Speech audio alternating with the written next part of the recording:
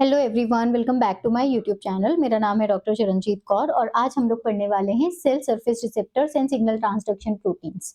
देखिए, ये हमारे सेल सिग्नलिंग यानी कि यूनिट नंबर 4 का पार्ट है और यूनिट नंबर 4 बहुत इंपॉर्टेंट पोर्शन है इन योर सीएसआईआर सिलेबस, जिसमें आते हैं सेल सिग्नलिंग और इम्यूनोलॉजी। ठीक है, सेल सिग्नलिंग हम लोग बिल्कुल कंप्लीट करने वाले हैं, जिसके लिए आपको कुछ भी चार्जेस देने की बिल्कुल भी नीड नहीं है। तो बस आपको अपना समय देना है, जो कि बहुत महत्वपूर्ण है। ठीक है, इसके लिए सबसे इंपॉर्टेंट क्या है कि हमें क्यों पढ़ना है रिसेप्टर्स को एक्सपेरिमेंटली। देखिए, जो भी सेल का रिस्पॉन्स होता है वो डिपेंड करता है कितने नंबर ऑफ रिसेप्टर्स हैं, उस किसी रिसेप्टर की उसके लिगैंड के लिए एफिनिटी कैसी है और उसके बाद जो डाउनस्ट्रीम सिग्नलिंग ट्रांसडक्शन होता है उसकी एफिशिएंसी कैसी होगी। तो अगर मान लीजिए हम कोई दो सेल्स को सेम हार्मोन कंसंट्रेशन देते हैं, लेकिन फिर भी वो डिफरेंट रिस्पॉन्स देता है, इसका कारण क्या हो सकता है? क्योंकि रिसेप्टर की डेंसिटी अलग-अलग हो सकती है। एक सेल ये है और एक सेल ये है। इसके पास बहुत सारे रिसेप्टर्स हैं, बहुत सारे नंबर ऑफ रिसेप्टर्स हैं यहाँ पर, और दूसरे के पास नंबर ऑफ रिसेप्टर्स बहुत कम है। मान लो इसके पास 2 है और इसके पास काफ़ी सारे रिसेप्टर्स हैं। तो क्या होगा? यहाँ पर जो हार्मोन है वो ज़्यादा बाइंड कर जाएगा और यहाँ पे कम बाइंड करेगा, जिसकी वजह से इसका रिस्पॉन्स कम हो सकता है, इसका रिस्पॉन्स ज़्यादा हो सकता है। डिफरेंट में आता है, या रिसेप्टर के डिफरेंट केडी हो सकते हैं। केडी के बारे में हम लोग आगे पढ़ेंगे। केडी क्या होता है? केडी इज जस्ट लाइक के, माइकलिस कांस्टेंट की तरह। ये क्या बताता है? ये बताता है कि कितनी कंसंट्रेशन, कितनी कम से कम कंसंट्रेशन चाहिए आपको। मतलब जितना कम आपका केडी होगा उतना ज्यादा एफिनिटी होगी किसी रिसेप्टर की अपने लिगैंड के लिए। Different coupling to signalling protein. इसके बाद जब रिसेप्टर एक्टिवेट हो जाते हैं तो उसके बाद वो इंट्रासेलुलर सिग्नलिंग करते हैं, उसके लिए अलग अलग सिग्नलिंग प्रोटीन्स को एक्टिवेट करते हैं, तो वो भी आपका डिफरेंट हो सकता है। ये ए सेल है और ये बी सेल है, दोनों में सेम लिगैंड आई, सेम कंसंट्रेशन आई, मगर दोनों में डिफरेंट रिस्पॉन्स है। उसके कई कारण हो सकते हैं, इसलिए आपको बायोकेमिकल और क्वांटिटेटिव एसेस करनी चाहिए, जिसकी वजह से आप रिसेप्टर को डिटेक्ट कर पाते हैं, आप लिगैंड की एफिनिटी को मेजर कर पाते हैं, और दूसरी आप जो भी सिग्नलिंग प्रोटीन्स हैं, यानी चाहे काइनेजेस हो या फिर जी प्रोटीन हो, उनको सिग्नल को आप क्वांटिफाई भी कर पाते हैं। इसके लिए आपको एसेस की जरूरत होती है। अब रिसेप्टर और लिगैंड की जो काइनेटिक्स है, इसमें आता है आपका डिसोसिएशन कांस्टेंट, जो केडी था। इसका क्या महत्व है, किस तरीके से काम करता है? तो देखिए, बेसिक बाइंडिंग रिएक्शन जो होती है बिल्कुल वैसी है जैसे कि कोई एंजाइम अपने रिसेप्टर अपने सबस्ट्रेट के साथ बाइंड करता है, तो क्या बनाता है? वो प्रोडक्ट बनाता है। अब ये जो प्रोडक्ट बनाता है, इसके पहले एक चीज बनती है enzyme plus substrate, and then वो बनाएगा एंजाइम सबस्ट्रेट कॉम्प्लेक्स। उसके बाद बनेगा एंजाइम और प्रोडक्ट।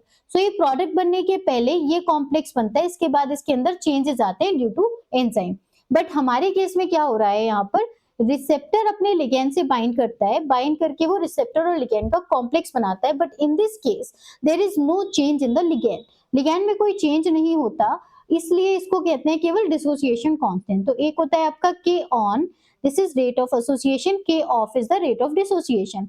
तो डिसोसिएशन कांस्टेंट क्या कहलाएगा? के ऑफ बाय के ऑन, यानी कि जो रेट है डिसोसिएशन का और रेट है आपके एसोसिएशन का, इनका आप अगर रेशियो निकालते हैं तो आपको केडी मिल जाएगा। क्या मतलब है? Kd is the ligand concentration at which 50% of receptors are occupied. Total जितने भी रिसेप्टर्स हैं किसी भी सेल के ऊपर, मान लेते हैं हमारे पास 10 रिसेप्टर्स प्रेजेंट हैं और 10 में से केवल 2 रिसेप्टर्स की रिक्वायरमेंट है, या जो भी हमारा Kd है वो क्या कंसेंट्रेशन हुई? किसी भी लिगैंड की वो कंसेंट्रेशन जो कि इसके 10 में से 5 को ऑक्यूपाई कर ले, यानी 50% रिसेप्टर ऑक्यूपाई हो जाए। जितना कम केडी होगा उतनी ज्यादा एफिनिटी होगी। जितने कम कंसंट्रेशन पे कोई लिगैंड 50% रिसेप्टर्स को बाइंड कर लेता है, वो उसका केडी कहलाता है। अगर हम केम से कंपेयर करें इसको एंजाइम काइनेटिक्स में, तो ये बिल्कुल कंपैरेबल है, लेकिन केम में कैटालिसिस दिखाई देती है और यहाँ पर आपका बाइंडिंग केवल शो होती है और कुछ नहीं। इसके बाद आप बात करते हैं मेन पॉइंट्स पे कि केडी क्या बता रहा है। ये बाइंडिंग एफिनिटी शो करता है, ये सिग्नलिंग स्ट्रेंथ को बताता नहीं है। तो कोई भी दो रिसेप्टर जिनके पास केडी सेम है, वो बिल्कुल डिफरेंट डाउनस्ट्रीम प्रोसेसिंग यानी कि सिग्नलिंग के जो रिजल्ट्स हैं और आउटकम्स हैं वो दोनों सेल्स में अलग हो सकते हैं, केडी सेम होते हुए भी। तो रिसेप्टर्स नॉर्मली क्या करते हैं कि केवल लिगैंड से बाइंड करते हैं, वो उससे बाइंड करके उसके अंदर कोई चेंजेस नहीं लेकर आते, मॉडिफाई नहीं करते हैं। अगर हम इससे रिलेटेड एक क्वेश्चन की बात करें तो एक क्वेश्चन है आपके सामने, which statement about KD is correct? First, KD is the ligand concentration of for maximal response. KD equals to total receptor concentration. KD represents affinity for receptor of ligand, and KD increases with the stronger binding. Please video को pause करके आप answer कीजिएगा. So answer इसका आता है आपके सामने सी. KD क्या बताता है? केडी बताता है कि किसी रिसेप्टर की उसके लिगैंड के लिए एफिनिटी कितनी है. पार्ट सी से रिलेटेड या हम सिंपल एक क्वेश्चन और है कि एक रिसेप्टर है जिसका केडी की वैल्यू दे दी गई है 1 नैनोमोल. अब लिगैंड का कंसंट्रेशन भी है 1 नैनोमोल. पूछा गया है what fraction of receptors are occupied, 25%, 50%, 75% और 100%. And the correct answer for this question is 50%. Why? क्योंकि अभी हमने बताया था केडी क्या है. केडी किसी भी लिगैंड का वो कंसंट्रेशन है जिसपे कोई भी रिसेप्टर 50% ऑक्यूपाई हो जाता है. So answer will be the same, क्योंकि हमने सेम कंसंट्रेशन ली है. अब बात करते हैं कुछ बाइंडिंग ऐसे इसकी, यानी किसी रिसेप्टर की बात करें, किसी रिसेप्टर को आप कैसे डिटेक्ट कर पाते हैं. तो प्रिंसिपल क्या कहता है, रिसेप्टर्स को आप बाइंडिंग कैपेबिलिटी से दिखा सकते हैं. यानी कि अगर हमने एक लिगैंड को लेबल कर लिया, लेबल किससे कर सकते हैं? रेडियो एक्टिवली लेबल करा जा सकता है या फिर फ्लोरेसेंटली लेबल किया जा सकता है. आपने उसको लेबल कर लिया. लेबल करने के बाद क्या होगा, आप उसको मेजर करेंगे कि भाई टोटल रिसेप्टर्स कितने थे. धीरे धीरे आपने क्या किया, इंक्रीज करते गए, कंसंट्रेशन इंक्रीज करते गए. सो रिसेप्टर फ्री रिसेप्टर्स और लिगैंड बाउंड फॉर्म में जो रिसेप्टर्स है वो मिलके टोटल रिसेप्टर्स बनाएंगे. तो हमने क्या किया, पहले सेल्स को इंक्यूबेट कराया with the increasing ligand concentration. Low temperature पे यानी 4 डिग्री टेम्परेचर पे आपने क्या किया, लिगैंड डाला रिसेप्टर सेल्स के साथ. तो वो क्या करेगा, लिगैंड रिसेप्टर से सेल्स के ऊपर जो हमारा रिसेप्टर प्रेजेंट है इस पे जाके बाइंड कर लेगा, लेकिन इसकी एंडोसाइटोसिस नहीं होगी. सिर्फ 4 डिग्री पे वो बाइंडिंग करेगा और हमें बाइंडिंग चाहिए. तो बाइंडिंग करने के बाद जो, क्योंकि हम 4 डिग्री पे यूज कर रहे हैं ताकि रिसेप्टर की एंडोसाइटोसिस ना हो पाए, इससे आप बाउंड लिगैंड को और फ्री लिगैंड को सेपरेट कर सकते हैं on the basis of fluorescence. उससे आप क्या निकाल लेंगे, प्लॉट बना सकते हैं कितना बाउंड फॉर्म में है और कितना केवल लिगैंड का कंसंट्रेशन बचा है. इससे आपका सैचुरेशन कर्व निकल आएगा. इससे क्यों जो इंफॉर्मेशन मिलेगी वो मिलेगी आपको बीमैक्स के बारे में और केडी के बारे में. बीमैक्स का मतलब हुआ टोटल कितने रिसेप्टर्स थे और केडी का मतलब हुआ कितनी कंसंट्रेशन थी लिगैंड की, जो कि 50% रिसेप्टर्स को सैचुरेट करने के लिए काफी थी, यानी affinity of the receptor to that particular ligand. देखिए यहाँ पर एक एक्सपेरिमेंट दिया है, क्वेश्चन है, यहाँ पर ध्यान से देखेंगे. There are 2 different cells, cell type X and type Y. 2 cells हैं, एक एक्स है और एक वाई है. आपने उसको इंक्यूबेट कराया separately with the increasing concentrations of the same radio label ligand at 4 degree centigrade to prevent receptor endocytosis. Now after equilibrium was achieved or reached, the amount of ligand bound per cells were measured and plotted as the function of ligand concentration. एक side ligand concentration है और दूसरे side पे ligand आपने कितना जुड़ा हुआ है सेल्स के ऊपर उसको देखा है. लिगैंड का कंसंट्रेशन हम धीरे धीरे बढ़ाते जा रहे हैं. आपने क्या देखा, दोनों कर्व जो थे वो हाफ मैक्सिमल बाइंडिंग शो कर रहे थे at the same ligand concentration. एक ही कंसंट्रेशन पे उनकी हाफ लिगैंड बाइंडिंग शो हो रही थी. यानी जितने पर ये हाफ शो कर रहा है उतने पर ही ये शो कर रहा है. For example like this. ठीक है, जितने कंसंट्रेशन पर जो भी हमारी ये एक्स कंसंट्रेशन है, इस एक्स कंसंट्रेशन पर ये वाला भी 50% हो रहा है और यहाँ पर भी ये 50% हो रहा है. फॉर एग्जाम्पल नाउ जो मैक्सिमल बाइंडिंग है वो दोनों की अलग है. मैक्सिमल बाइंडिंग यानी कि ये जो प्लेट्यू आ रहा है ये दोनों का अलग है. ये बताता है कि भाई मैक्सिमम कितने रिसेप्टर्स प्रेजेंट है. ये बीमैक्स के बारे में आपको बता रहा है. Now based on the data shown above, which one of the following conclusions is the most appropriate? And the options are receptors expressed by cell type Y has the higher affinity for the ligand than that of cell type X. Y expresses a higher number of receptor on its surface compared to cell type X.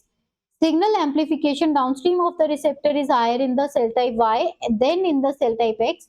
The two cell types use different secondary messengers to transmit the signal intracellularly. ये X है और ये Y है, ठीक है। अगर हम इस ग्राफ से देख पा रहे हैं तो हमें सिर्फ इतना पता चल रहा है कि रिसेप्टर का नंबर अलग है। यहाँ पे Bmax ज्यादा है, यहाँ पे Bmax कम है, यानी कि X सेल के अंदर रिसेप्टर का नंबर कम है और Y सेल के अंदर रिसेप्टर का नंबर ज्यादा है। तो इसीलिए आंसर में क्या आ रहा है यहाँ पे, B should be the correct answer. And yes, जो कि मैंने अभी आपको बताया, क्योंकि यहाँ पर बाकी चीजें कुछ मतलब ही नहीं था। बाकी पहला ऑप्शन दे रहा था कि एक हायर एफिनिटी है, देखिए दोनों की, क्योंकि केडी सेम वैल्यू आ रही है, एक्स जो भी इसका ए बी सी कुछ भी आप मान लो, ये वैल्यू दोनों के लिए सेम है, यानी कि केडी सेम है। अगर केडी सेम है तो एफिनिटी सेम हो गई, इसलिए ये ऑप्शन रॉन्ग हो गया। थर्ड था signal amplification downstream of the receptor is higher in the cell type Y. Downstream की अभी हमने कोई बात ही नहीं की है, यहाँ से केवल आपको एक ही चीज पता चलती है इस ग्राफ से कि रिसेप्टर का नंबर कितना है। डाउनस्ट्रीम सिग्नलिंग की कोई बात यहाँ से नहीं पता चलती। Last is the two cell types use different second messenger. Again ये भी डाउनस्ट्रीम की बात है, ये भी यहाँ पर नहीं आता है। अगला क्वेश्चन आते हैं, अगले पॉइंट पर आते हैं हम। Near maximal cellular response does not require occupation of all receptor. अब बोला जाता है कि भाई क्या सारा, अगर हमें मैक्सिमम सेल रिस्पॉन्स चाहिए तो क्या हमारे जितने भी रिसेप्टर हमारी सेल के ऊपर प्रेजेंट है सबको ऑक्यूपाई करना पड़ेगा? नहीं, it does not require all the receptors to be occupied to get the maximum response. तो हमें कितना चाहिए, क्या चाहिए, उसको देखते हैं। देखिए सेल सिग्नलिंग में जो रिसेप्टर्स होते हैं और लिगैंड की बाइंडिंग होती है और सेलुलर रिस्पॉन्स होता है, ये एक दूसरे से रिलेटेड तो होते हैं मगर आइडेंटिकल नहीं होते। इस बात का क्या मतलब हुआ कि कोई भी लिगैंड जब अपने रिसेप्टर से बाइंड करता है तो वो रिस्पॉन्स जनरेट करता है। अगर कम लिगैंड रिसेप्टर से बाइंड कर रहे हैं तो कम रिस्पॉन्स जनरेट होगा, ज्यादा कर रहे हैं तो ज्यादा करेगा, लेकिन ये आइडेंटिकल नहीं है। यानी कि अगर हमने 4 रिसेप्टर से बाइंड किया तो 4 गुना ही रिस्पॉन्स जनरेट हुआ, एक में 16 गुना जनरेट हो गया। तो वैसा नहीं है कि 16 गुना करने के लिए हमें 16 रिसेप्टर से बाइंड कराने की जरूरत होती है। तो जो लिगैंड की बाइंडिंग होती है वो एक सिंपल इक्विलिब्रियम काइनेटिक शो करती है, जिसमें आपकी दो चीजें आती हैं, केडी यानी एफिनिटी और डिसोसिएशन फैक्टर जो कि केडी है, और एक बीमैक्स यानी कि मैक्सिमम नंबर ऑफ रिसेप्टर्स। लेकिन जो फिजियोलॉजिकल रिस्पॉन्स होते हैं वो ये डिपेंड करता है कि कितनी ज्यादा एम्पलीफाइड हो रही है बाद में सिग्नलिंग यानी कि अगर मान लीजिए मेरा रिसेप्टर ये है, इसके ऊपर कोई लिगैंड ने बाइंड किया, अब यहाँ पे सिग्नलिंग ओपन हुई, इसने क्या किया, एक प्रोटीन को एक्टिवेट किया, ये प्रोटीन एक्टिवेट होके कई सारी दूसरी प्रोटीन्स को एक्टिवेट कर रही है, जो एक प्रोटीन अगेन बहुत सारी प्रोटीन्स को एक्टिवेट कर रही है। तो क्या होगा, ये एक ही लिगैंड से हमने इसके बहुत सारे लिगैंड यहाँ एक्टिवेट किए, इन्होंने बहुत सारे यहाँ एक्टिवेट किए, इन्होंने बहुत सारे यहाँ एक्टिवेट किए। इस तरीके से सिग्नल क्या हो गया, एम्पलीफाई होता जा रहा है। तो only a fraction of receptors are enough to get the near maximal और द मैक्सिमल रिस्पॉन्स। और इस फिनोमिना को आप सिग्नल एम्पलीफिकेशन से देख सकते हैं, और दूसरा स्पेयर रिसेप्टर के होने से इसको कंफर्म किया जा सकता है। यानी कुछ रिसेप्टर्स को सेल्स रिजर्व में रखती हैं, पूरा का पूरा यूज नहीं करते। आगे आते हैं हम लोग इनके एक्सपेरिमेंटल प्रिंसिपल्स पे। देखिए जो रिसेप्टर बाइंडिंग है इसको आप मेजर कर सकते हैं रेडियो लिगैंड बाइंडिंग ऐसे से, या फिर आप फ्लोरेसेंट से भी मेजर कर सकते हैं। जो फ्लोरेसेंट टैग कर लिया हमने, फ्लोरेसेंटली लेबल्ड हमने लिगैंड यूज किया, उसके थ्रू यूज किया जा सकता है। आप करोगे क्या, आप सेल्यूलर रिस्पॉन्स को मेजर करोगे एंजाइमेटिक एक्टिविटी से, सेकेंड मैसेंजर्स कितने एक्टिवेट हुए उससे, जीन के एक्सप्रेशन से, और सेल का प्रोलिफरेशन या फिर डिफरेंशिएशन से। अगर हम दोनों चीजों को देखें यानी कि सेल रिस्पॉन्स को, कितना हमारा कैसा सेल रिस्पॉन्स जनरेट हुआ है उसको, और जो लिगैंड का कंसंट्रेशन है, उन दोनों को हम एक साथ अगर प्लॉट करते हैं तो जो दोनों कर्व्स हैं वो ओवरलैप नहीं करते बल्कि एक दूसरे से थोड़ा अलग अलग आते हैं। तो क्या होता है वहां पे देखेंगे, ये एक रिसेप्टर है, ये एक एक्सपेरिमेंट है उसी तरीके से। यहाँ पे देखिएगा एक हार्मोन का कंसंट्रेशन आपने लगातार बढ़ाते जा रहे हैं, ये हार्मोन का कंसंट्रेशन बढ़ता जा रहा है 0.01, 0.1, 1, 10, 100 एंड 1000। और रिसेप्टर्स की अगर हम बात करें तो यहाँ पर क्या दिया हुआ है, परसेंटेज दे रखी है मैक्सिमम रिसेप्टर की, यानी 20%, 40%, 50, 60, 80 एंड 100%। ये जो 100% रिसेप्टर्स हैं वो ये है। दूसरी जो कंडीशन है, दूसरा वाला जो ग्राफ हमें ये वाला नजर आ रहा है, this is the biological response. अगर हम ये देखते हैं तो ये यहीं पे 100% आ चुका है, इसके ऊपर वो जा नहीं रहा है। यानी कि लगभग 50% या उससे भी कम रिसेप्टर्स में आने के बाद, उससे भी कम रिसेप्टर्स का यूज हो रहा है और आपका क्या हो रहा है, 100% बायोलॉजिकल रिस्पॉन्स जनरेट हो जा रहा है। एंड इवन अगर हम उससे भी नीचे जाएं, ये नियर मैक्सिमल तो आपका इसी जगह पर आ गया था। नियर मैक्सिमल के लिए तो आपको केवल 40% की ही जरूरत हो रही है।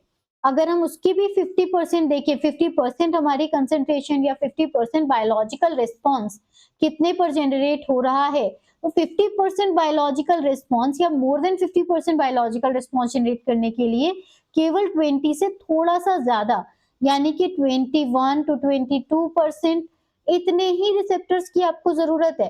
So we can say the presence of spare receptors, ये क्या करते हैं, कंसंट्रेशन जितनी हमें चाहिए हार्मोन की उसको बहुत कम कर देते हैं, ताकि हाफ मैक्सिमल रिस्पॉन्स जो है वो half saturation receptor binding site से भी कम में आ जाए। ये है आपकी हाफ सैचुरेशन बाइंडिंग साइट जो 1 पे आ रही है कंसंट्रेशन पे, और आपको जो मैक्सिमम रिस्पॉन्स मिल रहा है वो उससे बहुत कम में मिल रहा है।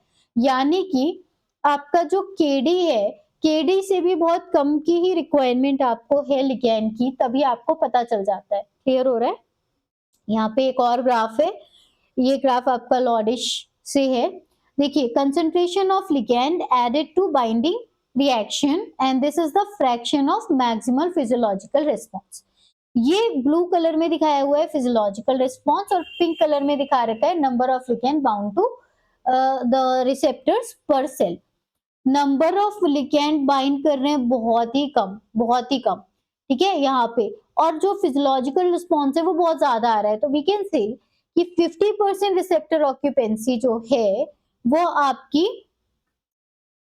50% receptor occupancy ligand concentration KD पर आ जाती है, लेकिन जो फिजियोलॉजिकल रिस्पॉन्स है ये बताता है 50% मैक्सिमल रिस्पॉन्स जो है वो बहुत कम कंसंट्रेशन पे आ रहा है।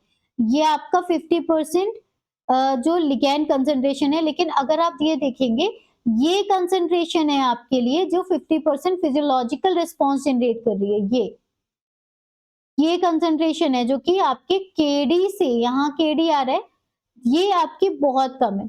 ये 50% तक अगर आप पहुंचोगे तो लगभग लगभग 100% फिजियोलॉजिकल रिस्पॉन्स मिल जा रहा है। यानी नियर मैक्सिमल जाने के लिए आपको लेस देन 20% की ही रिक्वायरमेंट है, ज्यादा की जरूरत है ही नहीं। लेस देन 20% रिसेप्टर्स आपके काफी है मैक्सिमम रिस्पॉन्स के लिए। अब एक क्वेश्चन आपका सीएसआईआर पार्ट सी के हिसाब से बनाया गया है। In an experiment, increasing concentration of a hormone were added to a population of cells. Two parameters were measured independently. First is the fraction of receptors occupied by the hormone, and the magnitude of the physiological response induced. अब data क्या बता रहा है, 50% of the maximal physiological response were achieved when only 15 to 20% of the receptors were occupied and near maximal response occurred well before receptor saturation। जो अभी हमने theory पढ़ी वही चीज यहाँ पे लिखी हुई है। पूछा गया इनमें से कौन सा मोस्ट अप्रोप्रिएट एक्सप्लेनेशन है इस ऑब्जर्वेशन के लिए। First, the receptor has a very low affinity for the ligand. The ligand dissociates rapidly from the receptor. The signaling pathway exhibits strong amplification downstream of the receptor, and the receptor undergoes rapid endocytosis after ligand binding. And the correct answer for this question is C. आपका जो signalling pathway है उसमें downstream signalling बहुत ज्यादा है, amplification बहुत ज्यादा हो रहा है, इसलिए ये चीज हो रही है। देखिए, बाकी के पहली बात थी receptor as a very low affinity for the ligand, ऐसा नहीं है। अगर लो एफिनिटी होती तो हमें लिगैंड की ज्यादा कंसंट्रेशन की जरूरत होती, इसका इससे कोई लेना देना नहीं था। तो ये तो बिल्कुल गलत हो गया। लिगैंड डिसोसिएट अगर तुरंत हो जाता तो आपकी सिग्नलिंग रुक जाती।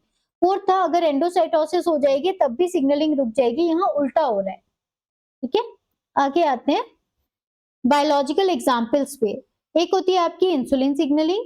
नॉर्मली इंसुलिन कंसंट्रेशन है वो केडी से बहुत ही कम चाहिए आपको, बहुत कम, केवल 3 से 15% रिसेप्टर की जरूरत होती है और उसी से आपको मेटाबॉलिक रिस्पॉन्स देखने को मिल जाता है। एरिथ्रोपोइटिन के केस में भी देखा गया है, ग्रोथ हार्मोन की तरह काम कर रहा है।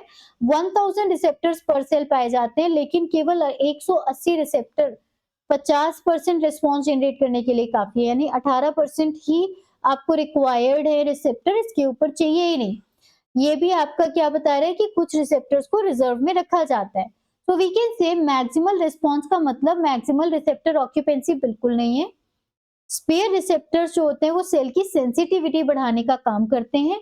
बाइंडिंग कर्व और रिस्पॉन्स कर्व जो होते हैं वो आइडेंटिकल नहीं होते।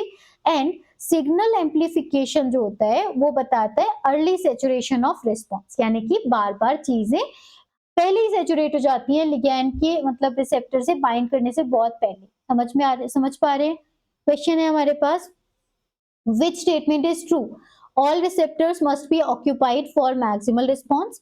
Kd equals ligand concentration for maximal response. Signal amplification allows partial receptor occupancy to produce maximal response, and receptor numbers has no effect on sensitivity. अभी हमने पढ़ा था sensitivity से कौन सा इसका statement है जो true है?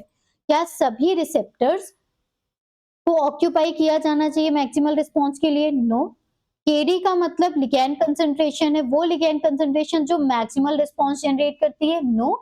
इसका मतलब क्या है, जो वो कंसंट्रेशन है केडी लिगैंड की जिसपे B max by 2 receptor active होते हैं, यानी कि 50% रिसेप्टर बाइंड कर लेते हैं लिगैंड से, उसको हम कहते हैं केडी।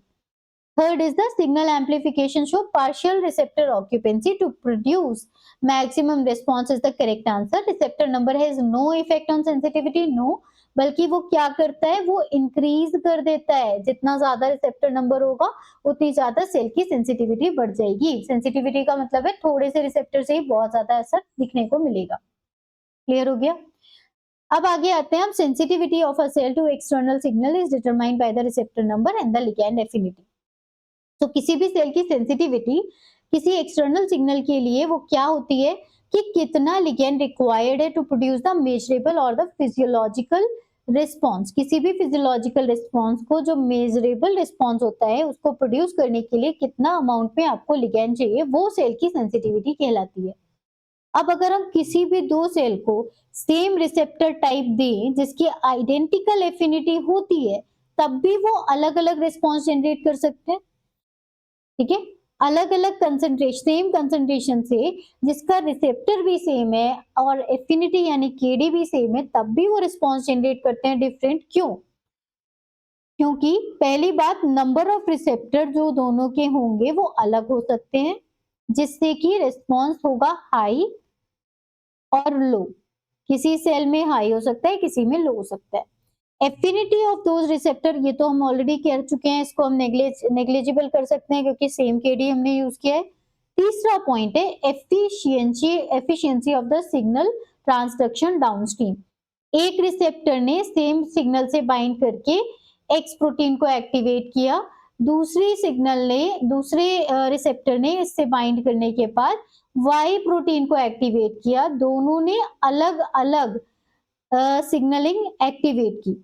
सो इसलिए जो रेगुलेशन है आपके रिसेप्टर एक्सप्रेशन का, वो बहुत इंपॉर्टेंट है, जिसकी वजह से आप किसी भी एक्सटर्नल सिग्नल के लिए कोई सेल कैसे रिस्पॉन्स करेगी उसको आप बता सकते हैं। अब इसमें क्या होगा, देखिए कैसे हम बता सकते हैं। जैसे अगर आपकी कम रिसेप्टर्स होंगे तो सेंसिटिविटी भी कम होगी और ज्यादा लिगैंड कंसंट्रेशन आपको चाहिए होगा ताकि आप रिस्पॉन्स जनरेट कर पाए। ज्यादा रिसेप्टर होंगे तो ज्यादा सेंसिटिविटी होगी और कम कंसंट्रेशन में ही लिगैंड अपना रिस्पॉन्स दे देगा।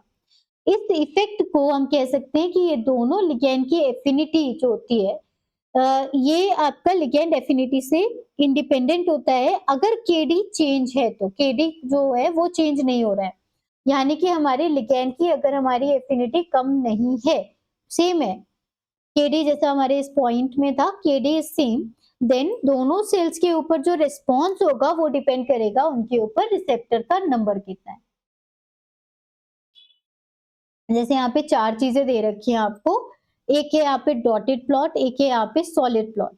डॉटेड प्लॉट ब्लू वाला है वो लो रिसेप्टर नंबर है और डॉटेड प्लॉट ऑरेंज वाला है वो आपका हाई रिसेप्टर नंबर है। ये दोनों रिसेप्टर नंबर को शो कर रहे हैं और जो आपके सॉलिड लाइन्स है ग्रीन एंड रेड, इसमें जो ग्रीन वाला है वो दिखा रहा है लो रिसेप्टर नंबर पे रिस्पॉन्स और यहाँ पर दिखा रहा है हाई रिसेप्टर नंबर पे रिस्पॉन्स। ठीक है, ये बेसिकली यही दिखा रहा है कि जैसे-जैसे रिस्पॉन्स आप जो आपका रिसेप्टर का नंबर है अगर ज़्यादा है, जैसे इस केस में अगर रिसेप्टर का नंबर ज़्यादा है, तो उसका रिस्पॉन्स भी ज़्यादा है। यहाँ रिसेप्टर का नंबर कम है, तो उसका रिस्पॉन्स भी कम है। ठीक है?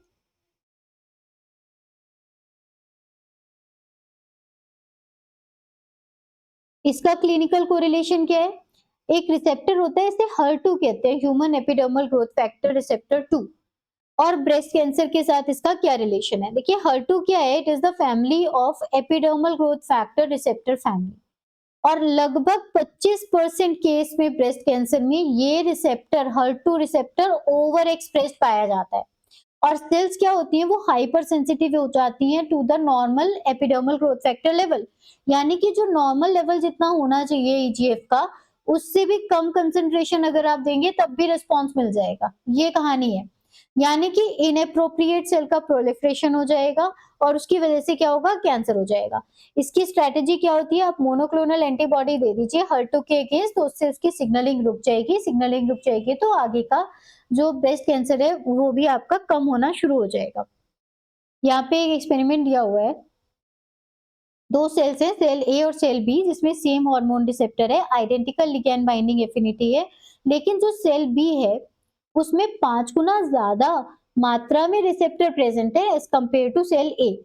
हमसे क्या बोला गया है, एक सेल ए है, एक सेल ए है और एक सेल बी है। यहाँ पर ए है और बी है। ठीक है, अब आपसे ये कहा गया है कि ए की सरफेस पे बी की सरफेस के मुकाबले 5 गुना कम रिस्पॉन्स कम सेल्स है या रिसेप्टर्स हैं, या हम ये कह सकते हैं बी के पास अगर 5 रिसेप्टर हैं 1 2 3 4 एंड 5, तो आपके ए के पास एक ही रिसेप्टर है। ठीक है, अब दोनों सेल्स को आपने इंक्रीजिंग कंसंट्रेशन हार्मोन की दी और उनका फिजियोलॉजिकल रिस्पॉन्स मेजर किया। अब क्या कह रहे हैं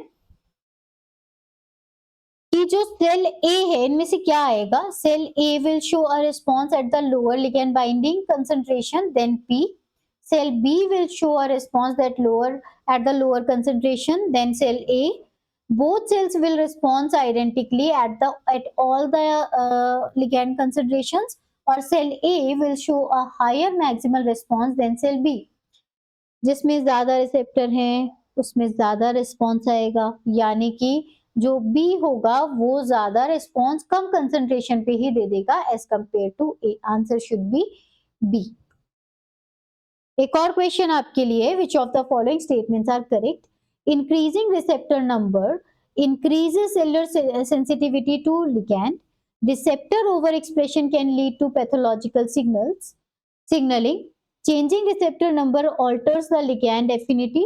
Endocytosis of receptors can reduce cellular sensitivity. चार ऑप्शन दिए गए, चार में से आपसे पूछा गया है कि इनमें से कौन से स्टेटमेंट्स हैं वो करेक्ट है। ठीक है, आंसर क्या रहेगा? अगर हम रिसेप्टर का नंबर इंक्रीज करते जाते हैं तो सेल की सेंसिटिविटी बढ़ती जाएगी। करेक्ट है, जैसे जैसे आपका रिसेप्टर का नंबर बढ़ेगा वैसे वैसे सेल की सेंसिटिविटी भी बढ़ेगी।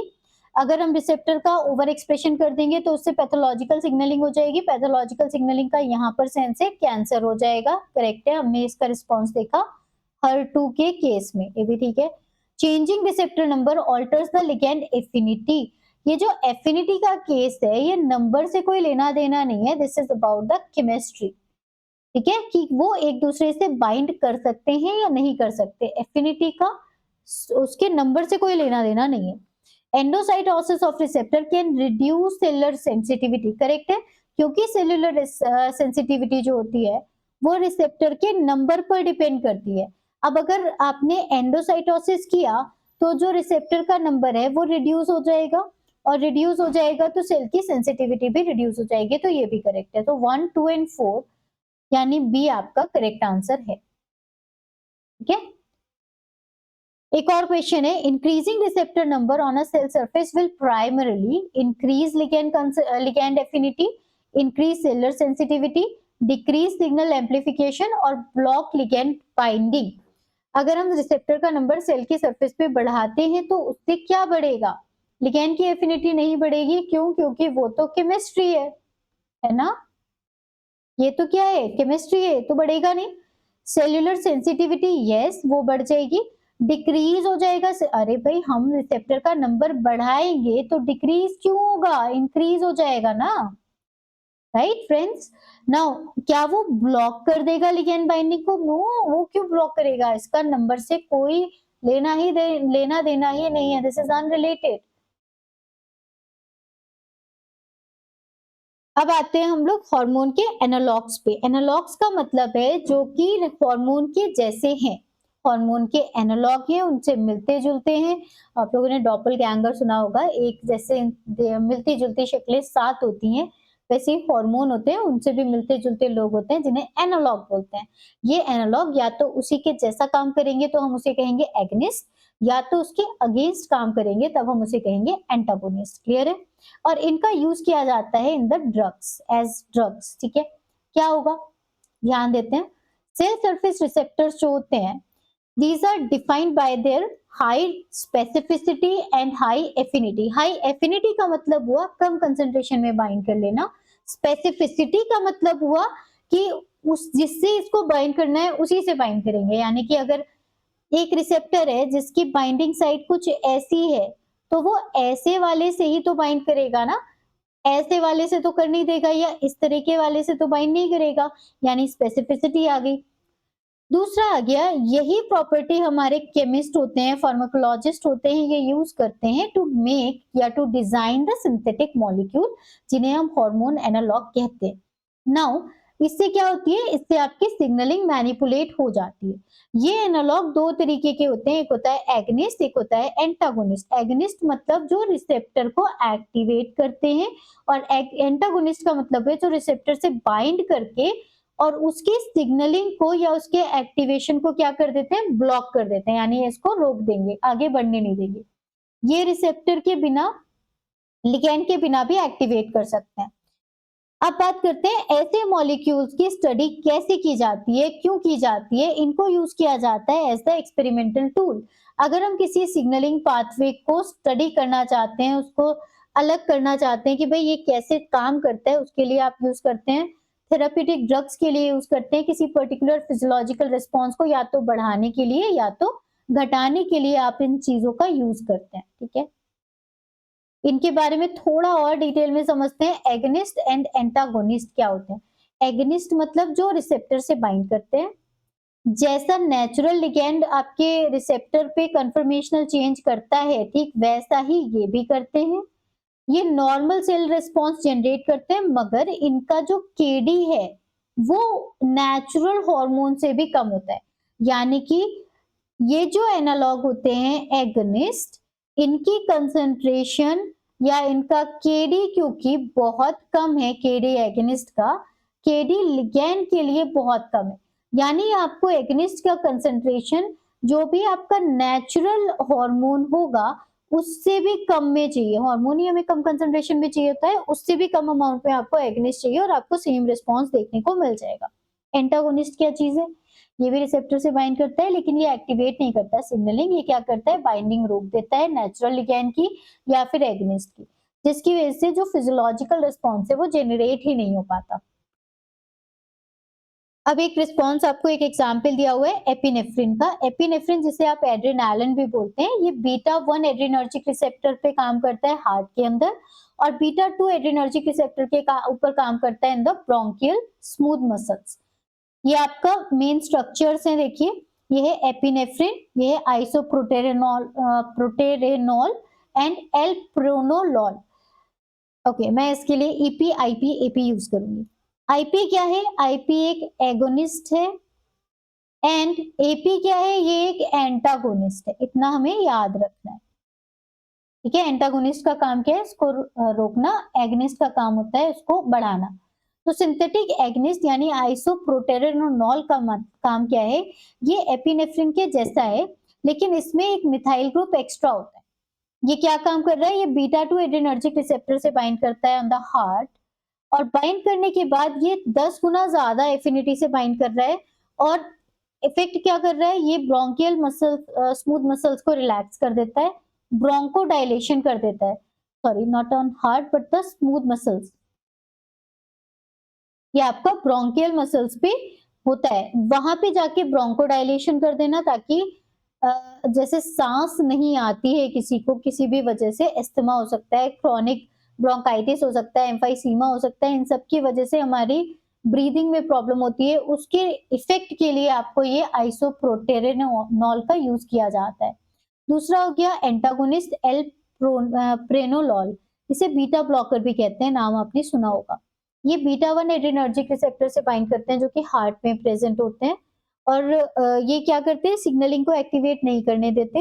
एपिनेफ्रिन का एक्शन ब्लॉक हो जाता है, जिसकी वजह से हार्ट रेट स्लो हो जाते हैं और कार्डियक वर्कलोड तो कम हो जाता है हार्ट अटैक के केस में, या फिर जब हमारा कार्डियक एरिथमाइस होता है, जिसमें हमारे जो हृदय में है हार्ट की हार्ट बीट की वो गड़बड़ हो रही है, उस कंडीशन में यूज किया जाता है। एंजाइना के केस में आपको यूज करने को मिलता है।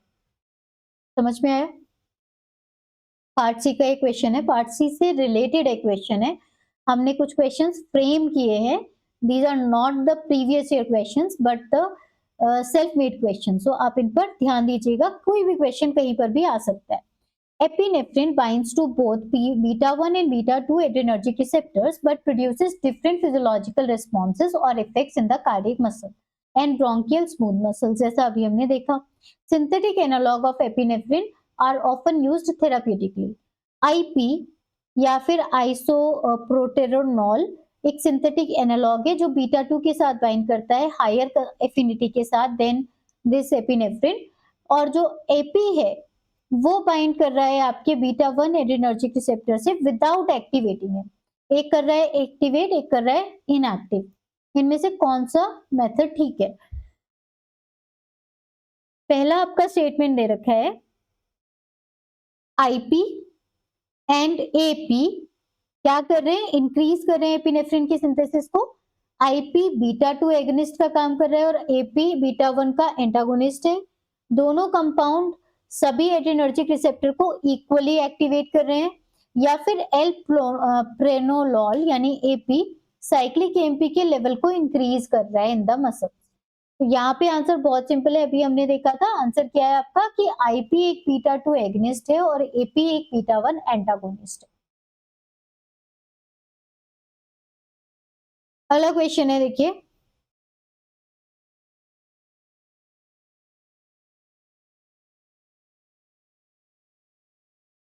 which of the following statements about hormone analogs are correct? Agonists bind receptor and induce signaling. Antagonists bind receptor but do not induce signaling. Antagonists reduce physiological response by blocking ligand binding. Agonists always have lower affinity than natural ligand. ठीक है, option में आपको दे रखे हैं, आपको बताना है जो सही है। देखिए ये बिल्कुल सही है। एगोनिस्ट रिसेप्टर से बाइंड करते हैं और सिग्नलिंग को इंड्यूस करते हैं। एंटागोनिस्ट रिसेप्टर से बाइंड करते हैं लेकिन वो सिग्नलिंग को इंड्यूस नहीं करते। एंटागोनिस्ट रिड्यूस करते हैं फिजियोलॉजिकल रिस्पॉन्स को लिगैंड बाइंडिंग को ब्लॉक करके, सही है। एंड एगनिस्ट ऑलवेज हमेशा लोअर एफिनिटी रखते हैं, ऐसा तो हमने नहीं कहा, जनरली वो लोअर एफिनिटी रखते हैं बट नॉट ऑलवेज। तो आंसर शुड बी 1, 2 एंड 3। तो जो रिसेप्टर की सिलेक्टिविटी है वो आपकी ड्रग की स्पेसिफिसिटी के बेसिस पर होती है। उसका मतलब बिल्कुल भी ये नहीं है कि हमारा हमेशा लोअर एफिनिटी होगी नेचुरल लिगेंड से। तो एफिनिटी है और एफिकेसी है, दोनों अलग अलग प्रोसेस है। अब बात करते हैं हम लोग receptor can be purified bye affinity chromatography techniques. Receptor को हम कैसे प्यूरिफाई कर सकते हैं? एफिनिटी क्रोमैटोग्राफी से। एफिनिटी क्रोमैटोग्राफी में क्या होता है? एक होता है सबस्ट्रेट और एक होता है रिसेप्टर या लिगैंड होता है, और एक होता है रिसेप्टर। अब ये जो रिसेप्टर है वो अपने सबस्ट्रेट से अपने लिगैंड से बाइंड करता है, ठीक है, स्पेसिफिकली उसी से बाइंड करेगा और किसी से बाइंड नहीं करेगा।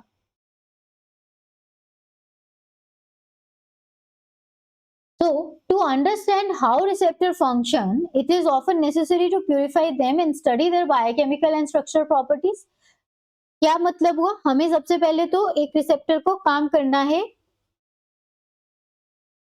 तो अगर हमें ये देखना है कि कोई भी रिसेप्टर का काम कैसे होता है, तो उसके लिए हमें क्या करना पड़ेगा? सबसे पहले हमें उस रिसेप्टर को ढूँढना पड़ेगा, उसको प्यूरिफाई करना पड़ेगा, ठीक है? लेकिन जो सेल सरफेस रिसेप्टर्स होते हैं, इनको क्योर करना और भी मुश्किल है। क्यों मुश्किल है? क्योंकि पहली बात तो ये बहुत ही कम नंबर में प्रेज़ेंट है। दूसरी बात ये इंटीग्रल मेम्ब्रेन प्रोटीन है, यानी मेम्ब्रेन से इनको निकालना बहुत मुश्किल है।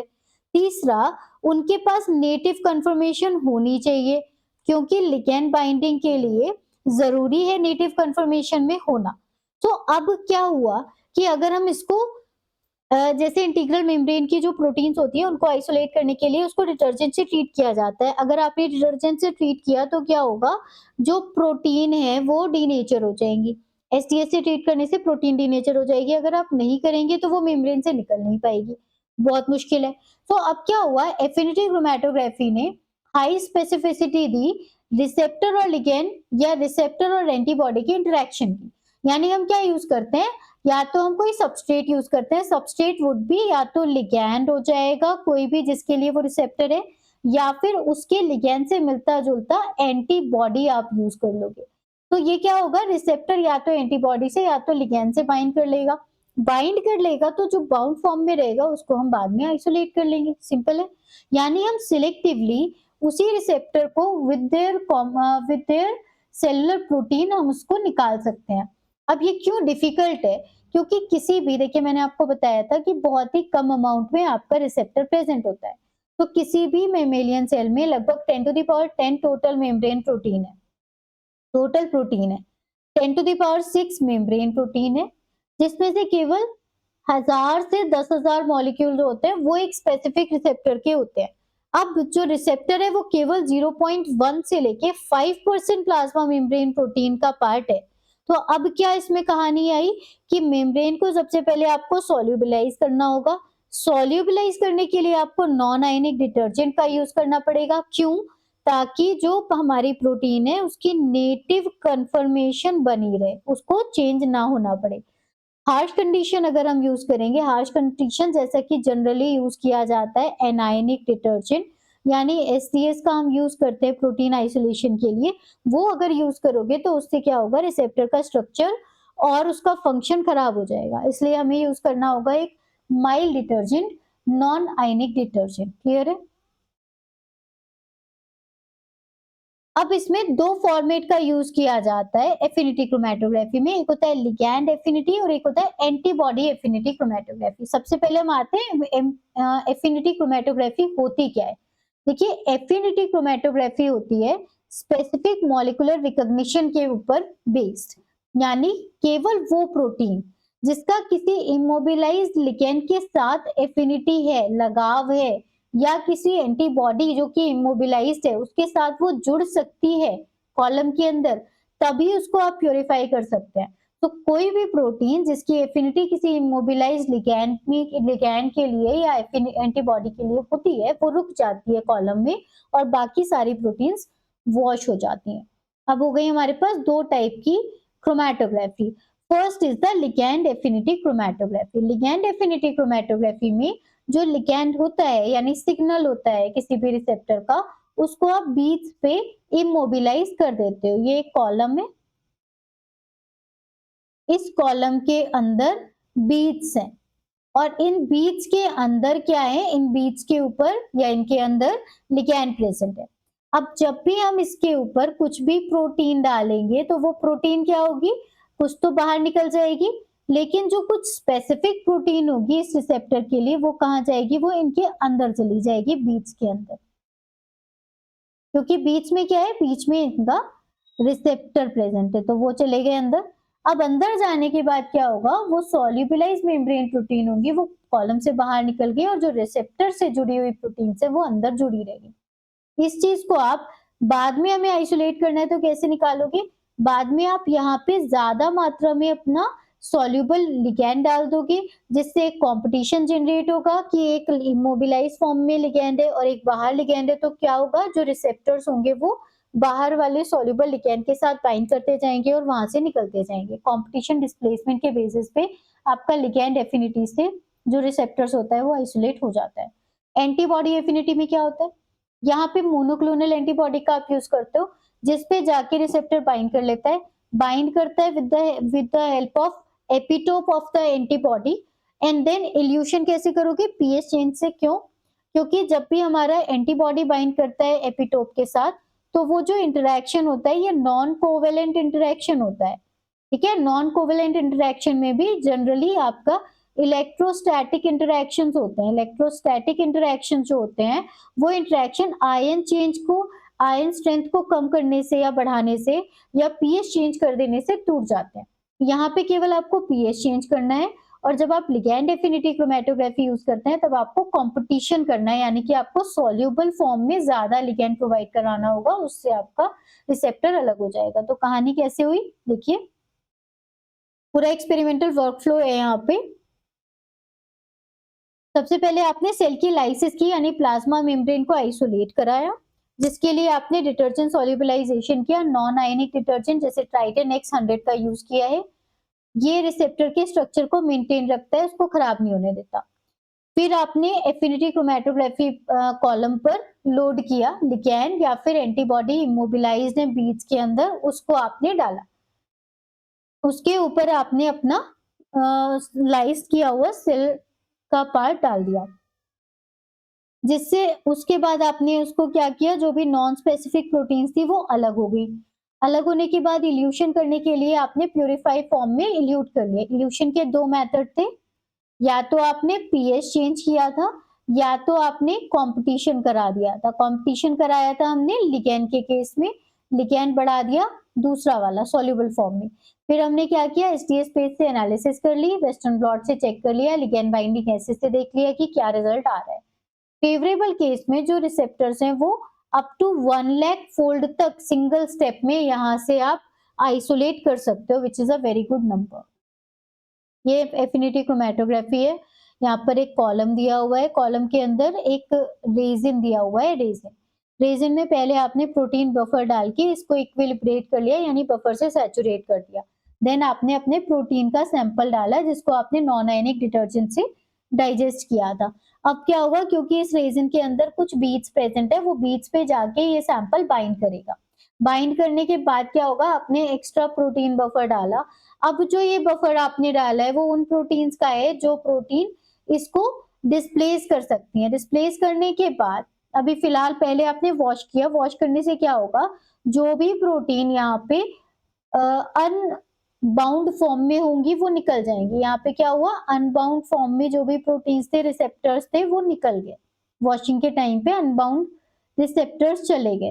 फिर क्या हुआ, आपने इल्यूट कराया यानी इल्यूशन बफर लिया। इल्यूशन बफर हमारा दो टाइप का हो सकता है, पीएच वाला हो सकता है या फिर आपका लिगैंड का हो सकता है, सिग्नल का हो सकता है, जिसका आपको क्या करना था, कंपटीशन करना था।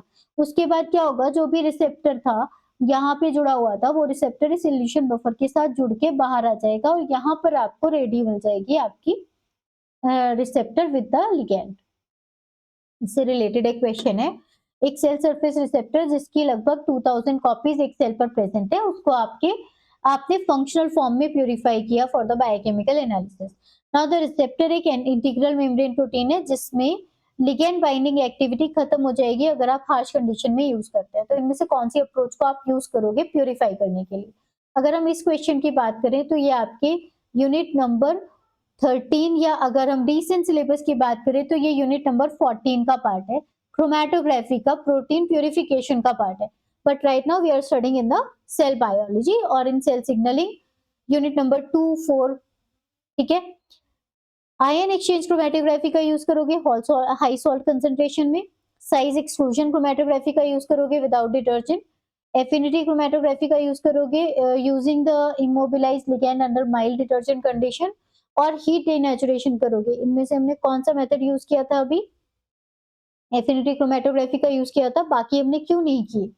Ion exchange chromatography high salt concentration में आप तब कर सकते थे अगर ये प्रोटीन इंटीग्रल ना होके पेरिफेरल होती, क्योंकि पेरिफेरल प्रोटीन के केस में वो हाई सॉल्ट कंसंट्रेशन से डिस्प्लेस हो जाता, अलग हो जाता। अलग होने के बाद आप उसमें अगर उसमें कोई चार्ज्ड है, तब कोई चार्ज्ड प्रोटीन को यहाँ से देख सकते थे, तो ये यहाँ पे बिल्कुल भी लागू नहीं होता। साइज एक्सक्लूजन विदाउट डिटर्जेंट क्या होगा, जो प्रोटीन है वो आइसोलेट ही नहीं हो पाएगी।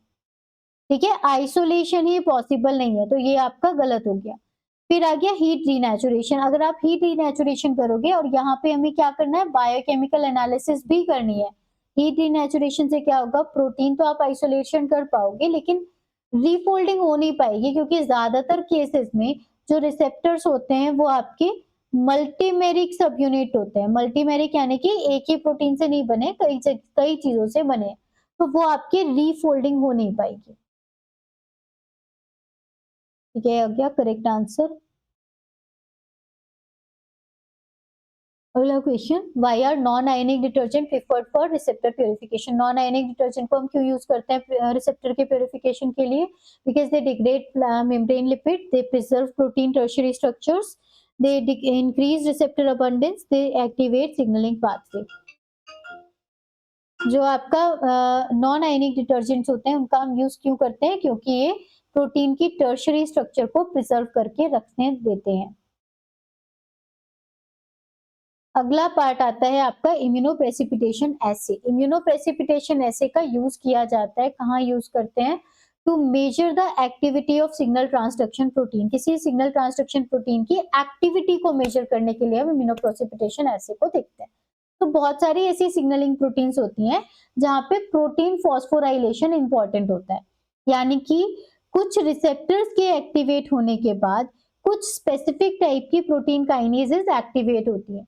जैसे हमने नाम सुना होगा protein kinase A, B, C, protein kinase G, बहुत सारी क्लासेस हैं इसकी, ये एक्टिवेट होती है। इसके अलावा जो रेस मैप काइनेज पाथवे है, उसमें आपकी प्रोटीन्स एक्टिवेट होती हैं बहुत सारी, मैप काइनेज काइनेज काइनेज, फिर मैप काइनेज काइनेज, फिर मैप काइनेज।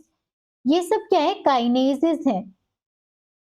इनका काम क्या होता है? काइनेजेस का काम होता है एटीपी से फॉस्फेट लेके अपने टारगेट पे फॉस्फेट का अटैचमेंट करना। एटीपी से तो एडीपी बन जाता है और जो इसका फॉस्फेट है ये अटैच हो जाता है इसके ऊपर, ये आ गया फॉस्फेट। समझ गए? ये किसने किया? ये काइनेज ने किया। काइनेज प्रोटीन ने एटीपी का यूज करके एक टारगेट प्रोटीन को फॉस्फोराइलेट कर दिया। ये बहुत सारी सिग्नलिंग में होता है। जितनी ज्यादा काइनेज की एक्टिविटी होगी उतना ही ज्यादा सिग्नल आगे बढ़ेगा। तो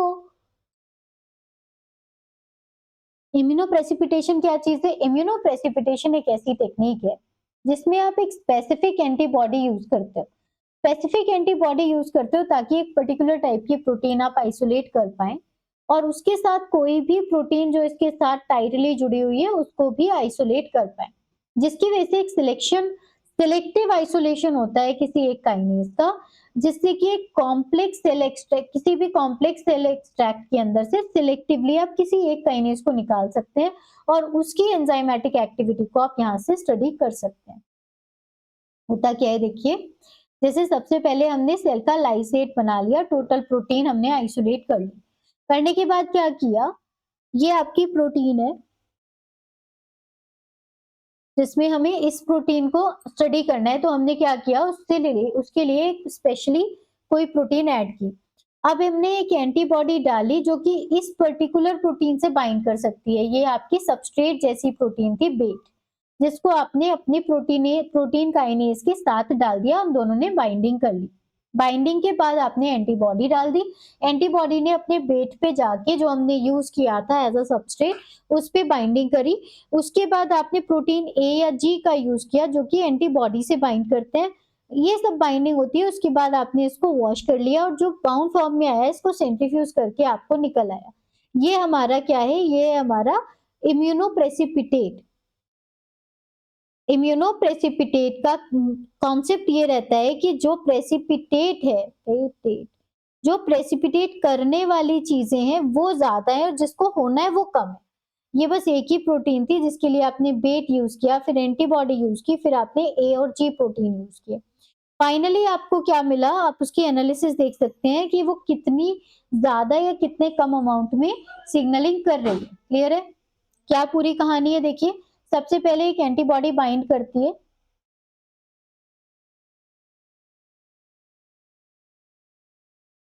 ये देखेंगे। Step number 1 is the antibody binding.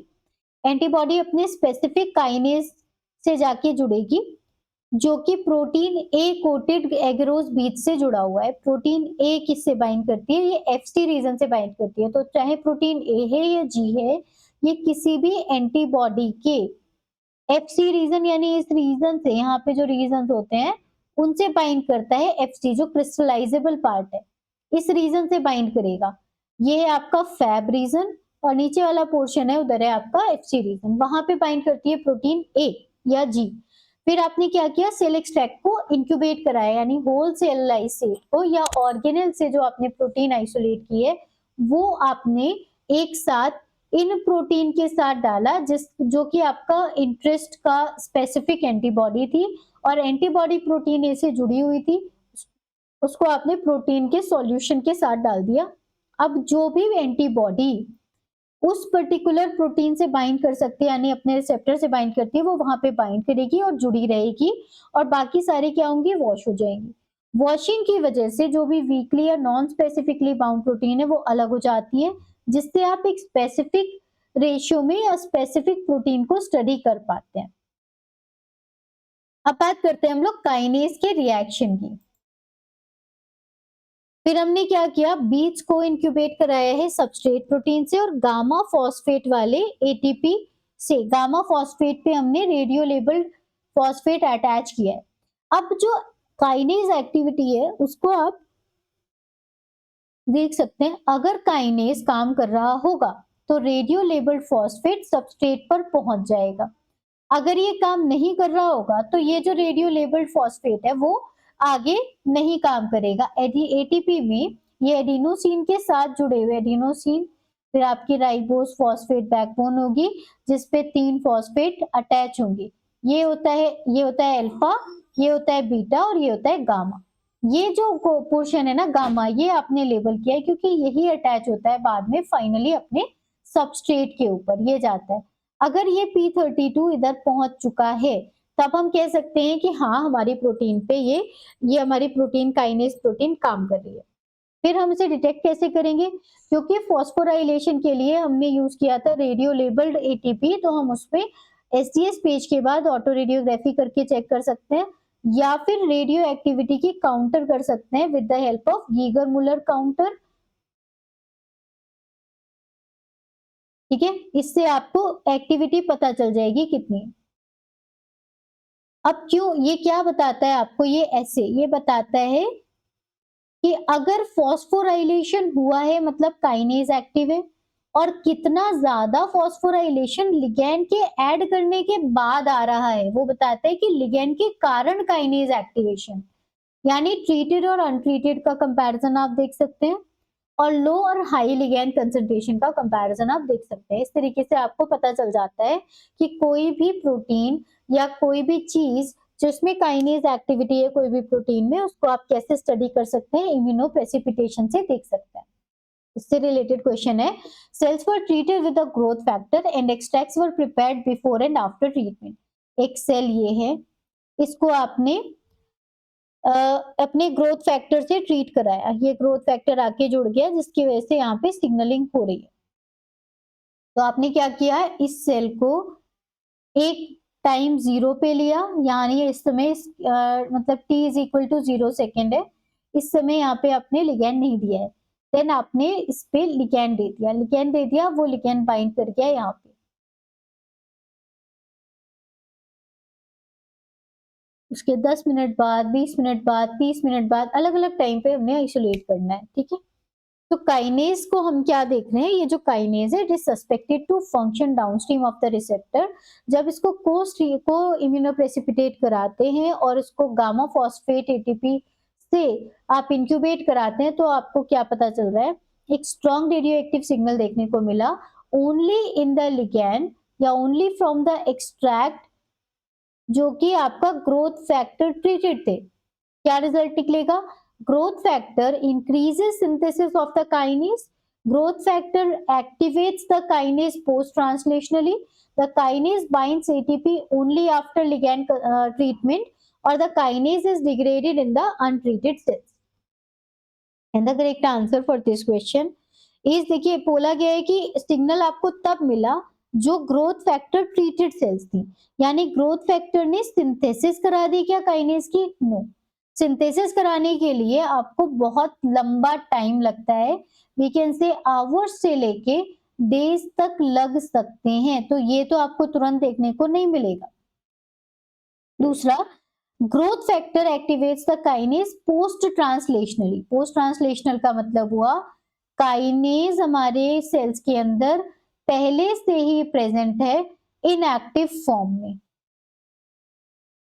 जैसे ही सिग्नल आया, इस सिग्नल ने इस वाली प्रोटीन को एक्टिव कर दिया। अब ये क्या हो गई? काइनेज एक्टिव हो गई। सिग्नल की वजह से एक्टिव हुई, तब हमने इसको बोला पोस्ट ट्रांसलेशनल, जो कि सही होना चाहिए। काइनेज बाइंड करता है एटीपी से only after ligand treatment. Kinase ATP से बाइंड ही नहीं करता, वो सिर्फ इसका फॉस्फेट निकालता है, पीओ मतलब फॉस्फेट को लेके दूसरे पे अटैच करता है। तो ये भी रॉन्ग हो गया। Kinase is degraded in the untreated cell. Kinase degrade नहीं हो रहा है, काइनेज प्रेजेंट है वैसे का वैसे ही, बस उसको एक्टिव होने के लिए सिग्नल की जरूरत है। तो आंसर इज बी। ठीक है, next question, the which statement about immunoprecipitation based kinase assays are correct? They allow isolation of a specific kinase from cell extract.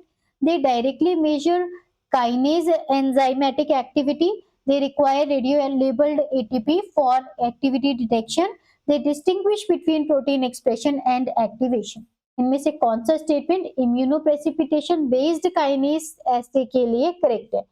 क्या वो स्पेसिफिक काइनेज को आइसोलेट कर सकते हैं? सही बात है। क्या वो डायरेक्टली मेजर कर सकते हैं काइनेज एक्टिविटी को? हाँ जी, कर सकते हैं। क्या उनको एक रेडियो लेबल्ड एटीपी की जरूरत होती है एक्टिविटी के डिटेक्शन के लिए? हाँ जी, चाहिए। They distinguish between protein expression and activation, correct है, क्योंकि हम जो स्टडी यहाँ कर रहे हैं वो उसका एक्टिवेशन है। प्रोटीन एक्सप्रेशन का मतलब होता है प्रोटीन बन रही है कि नहीं। तो answer should be C, 1, 2, 3 and 4 सारे करेक्ट है। नेक्स्ट आपका टॉपिक आ जाता है western blotting with phosphospecific antibodies to study signal transduction. Phosphospecific specific antibody का आप यूज कर रहे हैं सिग्नल के ट्रांसडक्शन को स्टडी करने के लिए।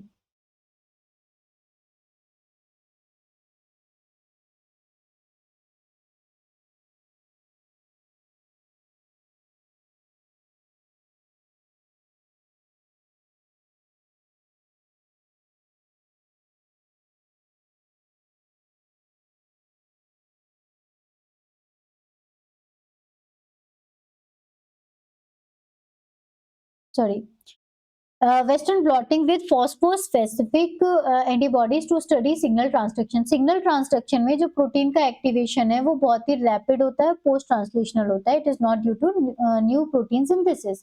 तो आप कैसे इसको बताएंगे कि प्रोटीन का एक्टिवेशन हुआ है ना कि एक्सप्रेशन हुआ है? तो यहाँ पर यूज होता है आपका वेस्टर्न ब्लॉटिंग। हमने इम्यूनोप्रेसिपिटेशन से चेक कर लिया कि कोई काइनेज एक्टिव है या नहीं, या कौन सी प्रोटीन है रिस्पॉन्सिबल। फिर हमने रेडियो लेबल्ड प्रोटीन के थ्रू ये चेक कर लिया कि कौन सी प्रोटीन है जो काइनेज का काम कर रही है। अब हमें ये देखना है कि कोई प्रोटीन एक्सप्रेशन हो रहा है या फिर प्रोटीन का एक्टिवेशन हो रहा है। उसके लिए हमें यूज करना चाहिए वेस्टर्न ब्लॉटिंग, क्योंकि वेस्टर्न ब्लॉटिंग से आपको पता चल जाता है कि प्रोटीन की सिंथेसिस हुई है कि नहीं, एक्सप्रेस हुआ है कि नहीं। इसके लिए आप फॉस्फोस्पेसिफिक एंटीबॉडी का यूज कर सकते हैं। तो बहुत सारी सिग्नलिंग प्रोटीन होती हैं, जैसे काइनेजेस हो गए, ट्रांसक्रिप्शन फैक्टर्स हो गए, वो आपके फॉस्फोराइलेशन से एक्टिवेट होते हैं। अब जो प्रोटीन है वो एक कांस्टेंट लेवल में प्रेजेंट हो सकती है, लेकिन एक्टिव कब होगी? केवल तब जब वो फॉस्फोराइलेट होती है अपने स्पेसिफिक रेसिड्यू पे। इसके लिए आप उस पर्टिकुलर स्पेसिफिक एंटीबॉडी का यूज करेंगे तो आपको पता चल जाएगा कि ये प्रोटीन एक्टिव है या नहीं, ना कि सिर्फ इतना कि प्रोटीन प्रेजेंट है कि नहीं। प्रोटीन प्रेजेंट है तो वो वेस्टर्न ब्लॉट में दिखेगी, लेकिन अगर हम फॉस्फोराइलेटेड पार्ट को देखना चाहते हैं तो फॉस्फोस्पेसिफिक एंटीबॉडी का यूज करेंगे। क्या कहानी है, फिर से जीरो से शुरू करते हैं। देखिए, कोई भी एंटीबॉडी हम जनरेट करते हैं जो कि ऐसी प्रोटीन को रिकॉग्नाइज करती है जिसमें किसी स्पेसिफिक अमीनो एसिड पे फॉस्फोराइलेशन प्रेजेंट हो। किसी भी प्रोटीन पे सेरीन, थ्रियोनीन या टायरोसिन रेसिड्यू के ऊपर फॉस्फोराइलेशन जनरली देखा जाता है, यानी जिसके ऊपर ओएच ग्रुप है जनरली उसके ऊपर फॉस्फोराइलेशन देखने को मिलता है। अब आप क्या करेंगे कि कोई भी एंटीबॉडी है वो एक स्पेसिफिक प्रोटीन को रिकॉग्नाइज कर पा रही है, तो क्या होगा, आपने एक शॉर्ट पेप्टाइड जनरेट किया जिसमें टारगेट अमीनो एसिड प्रेजेंट था, सेरीन था, थ्रियोनीन या फिर टायरोसिन। अब उस शॉर्ट पेप्टाइड को आपने इस वाले पर आपने फॉस्फेट ग्रुप भी अटैच कर दिया, यानी या तो इस पे फॉस्फेट या तो इस पे या तो इस पे जो भी आपके प्रोटीन पे प्रेजेंट है, टारगेट वाली प्रोटीन पे, उसका आपने सेम यहाँ पे किया। अब आपने क्या किया, ये जो पेप्टाइड था ये एक पेप्टाइड था जिसमें सेरीन रेजिड्यू है, थ्रियोनीन है या टायरोसिन है। अब इनमें से किसी पे भी फॉस्फोराइलेशन प्रेजेंट है।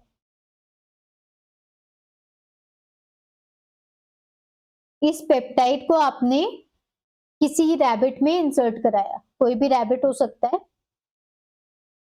देखो भाई मेरा जो ये पार्ट है ये बहुत ही खराब है, तो मान लो कि ये रैबिट है।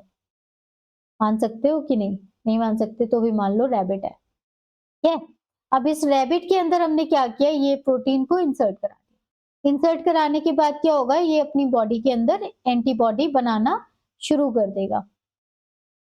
बना दी एंटीबॉडी, बहुत सारी एंटीबॉडी बनाएगा। अब इन बहुत सारी एंटीबॉडी में पर्टिकुलरली इसी के लिए जो भी हमारे पास मोनोक्लोनल एंटीबॉडी बनेंगी, उस मोनोक्लोनल एंटीबॉडी को आप आइसोलेट कर लो कि ये एंटीबॉडी फॉस्फो एंटीबॉडी कहलाएगी। ठीक है, इसकी सिलेक्टिव बाइंडिंग होगी, यानी केवल फॉस्फोराइलेटेड प्रोटीन पर ही बाइंड करेगा, किसी और पे नहीं करेगा। तो जो भी नॉन फॉस्फोराइलेटेड पेप्टाइड है उससे बाइंड ही नहीं करेगा। अब क्या काम होगा, जहां पे आपका फॉस्फेट ग्रुप होगा और वो पर्टिकुलर स्पेसिफिक प्रोटीन पे होगा, उस पे जाके फॉस्फो एंटीबॉडी बाइंड करेगी और बाकी का जो पूरा अमीनो एसिड सीक्वेंस है वो वहां पे रहेगा, यानी कि बहुत ही ज्यादा स्पेसिफिक हो जाएगी और क्लोजली रिलेटेड फॉस्फोराइलेशन साइट्स को अलग से आइडेंटिफाई कर पाएगी। ठीक है, जैसे एक प्रोटीन काइनेज ने इस वाली प्रोटीन को यहाँ पे फॉस्फोराइलेट किया है, चाहे वो सेरीन, थ्रियोनीन या टायरोसिन कोई भी साइड चेन हो सकती है। यहाँ से फॉस्फेट लेके इसने इस पे अटैच करा दिया, प्रोटीन का फॉस्फोराइलेशन हो गया। अब हम जो मैप्स का यूज कर रहे हैं वो इसके लिए कर रहे हैं। अब वो जो एंटीबॉडी है वो यहाँ बाइंड कर लेगी, अगर ये एक्टिव होगी तभी वो बाइंड कर पाएगी, क्योंकि जब ये इनएक्टिव है तब इसमें प्रोटीन पे फॉस्फोराइलेशन है ही नहीं। तो सबसे पहले आपने लिगैंड से ट्रीट कराया, ग्रोथ फैक्टर हो गया या हार्मोन हो गया, फिर सेल का लाइसेट बनाया, फिर एसटीएस पे से सेपरेशन किया, मेम्ब्रेन पे ट्रांसफर किया। ट्रांसफर करने के बाद आपने प्रोब से इसको बाइंडिंग करवाई या फिर हाइब्रिडाइजेशन कराया, जिसको हम कहते हैं अनदर, मतलब यहाँ से हमारी प्रोटीन ट्रांसफर हो गई है। अब जब ये हाइब्रिडाइजेशन हुआ है वेस्टर्न ब्लॉटिंग में, फॉस्फोस्पेसिफिक एंटीबॉडी आपने दी, टोटल प्रोटीन एंटीबॉडी दी, कंट्रोल के लिए दोनों चीजें दी। टोटल प्रोटीन क्या करेगा, कंप्लीट प्रोटीन को बाइंड करेगा और फॉस्फोस्पेसिफिक किसी एक से बाइंड करेगा। तो मान लो आपका एक बैंड यहाँ पर आ रहा है, बाकी दोनों में नहीं आ रहा है, तो हम ये कह सकते हैं कि ये प्रोटीन उस पर्टिकुलर लिगैंड से एक्टिवेट हुई है। ठीक है, अब एक क्वेश्चन आता है आपका, Does erythropoietin activates the intracellular signaling pathway? क्या erythropoietin intracellular signaling pathway को एक्टिवेट करता है? देखिए यहाँ पे एक एक्सपेरिमेंटल डिजाइन आपको दी गई है। माउस के अंदर एरिथ्रॉइड प्रोजेनिटर सेल्स होती हैं, एरिथ्रॉइड प्रोजेनिटर सेल्स, जिसमें ईपीओ यानी एरिथ्रोपोइटिन का आप ट्रीटमेंट देते हैं इंक्रीजिंग कंसेंट्रेशन में, यानी 0 से लेके 5 यूनिट पर एमएल तक आप धीरे धीरे देते हैं 10 मिनट के लिए, 10 मिनट के लिए। फिर आप डिटेक्शन करते जाते हैं वेस्टर्न ब्लॉटिंग पे। तो हर एक प्रोटीन को में क्या किया आपने, 2 एंटीबॉडी का यूज किया हर एक प्रोटीन के लिए। एक आपने फॉस्फोस्पेसिफिक एंटीबॉडी का यूज किया जो कि एक्टिवेशन को शो कर रहा था कि अगर काइनेज एक्टिवेट होगी तो वो फॉस्फोराइलेटेड कर देगी किसी भी प्रोटीन को, जो कि यहाँ से एक्टिवेशन पता चल जाएगा। दूसरा है प्रोटीन का एंटीबॉडी, टोटल प्रोटीन की एंटीबॉडी, ये बता देगा कि एक्सप्रेशन हो रहा था या नहीं हो रहा था। यानी कि एरिथ्रोपोइटिन की कंसंट्रेशन से जब हमने इंक्रीज किया तो हमने देखा STAT5 का फॉस्फोराइलेशन बढ़ गया, AKT का बढ़ गया और P42 और P44 का फॉस्फोराइलेशन बढ़ गया।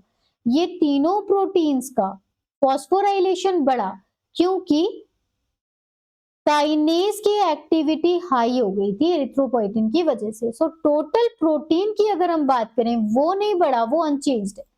टोटल प्रोटीन का लेवल नहीं बढ़ा है, मगर इन तीनों प्रोटीन का लेवल बढ़ गया। इनका काम अलग है।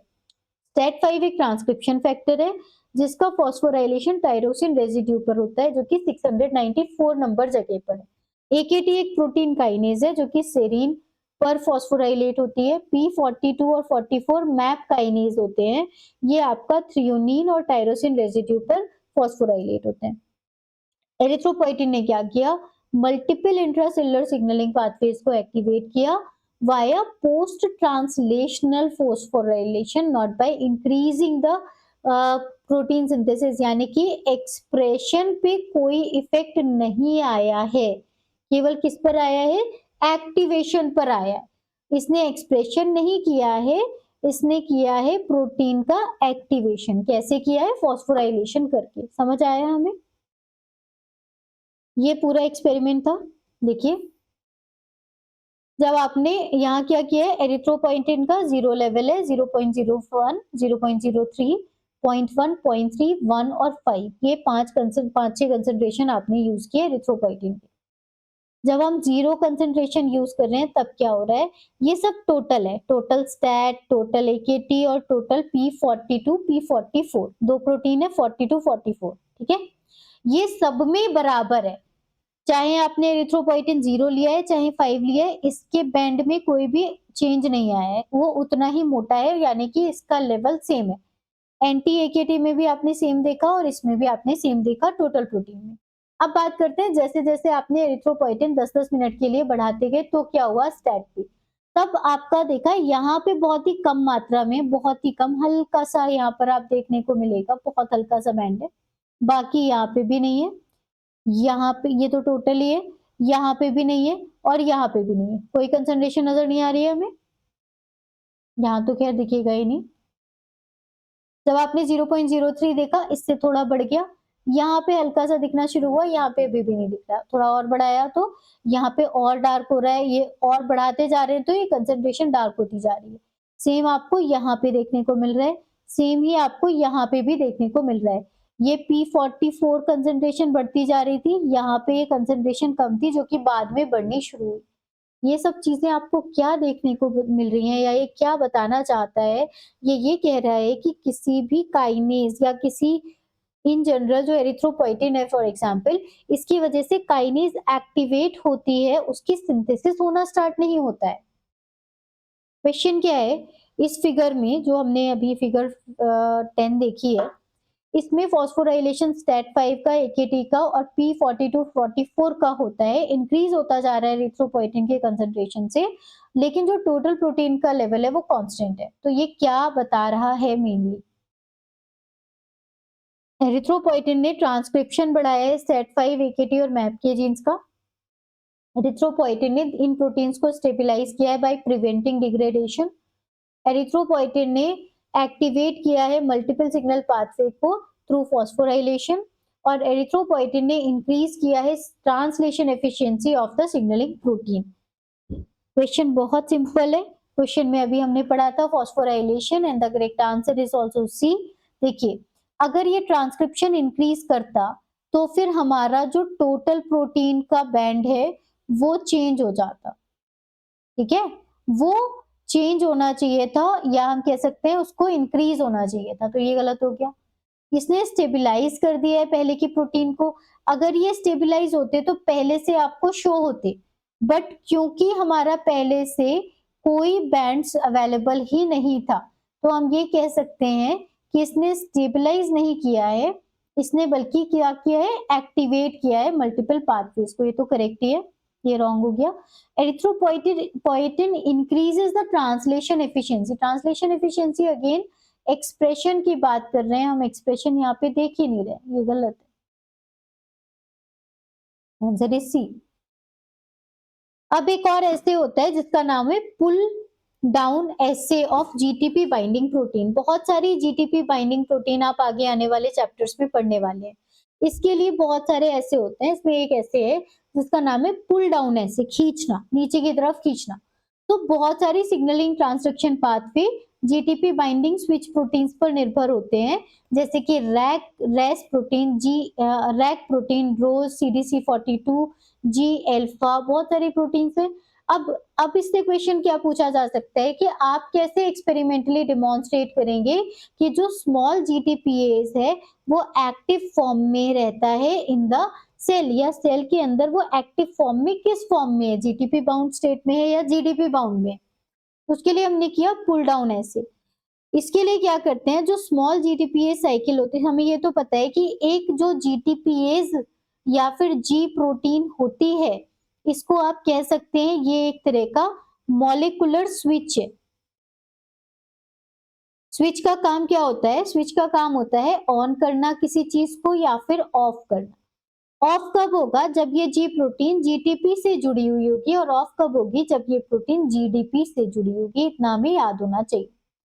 इनएक्टिव है जीडीपी बाउंड, एक्टिव है जीटीपी बाउंड।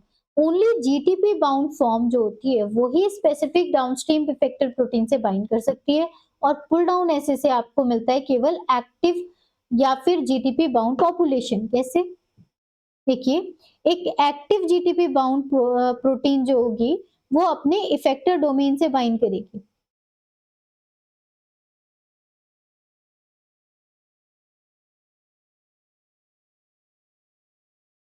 ठीक है, हमारी जो जीटीपी बाउंड है, एक एक्टिव फॉर्म है जीटीपीएस, वो अपने इफेक्टर से बाइंड करेगी, और इनएक्टिव जो होगी वो इफेक्टर से बाइंड नहीं करेगी।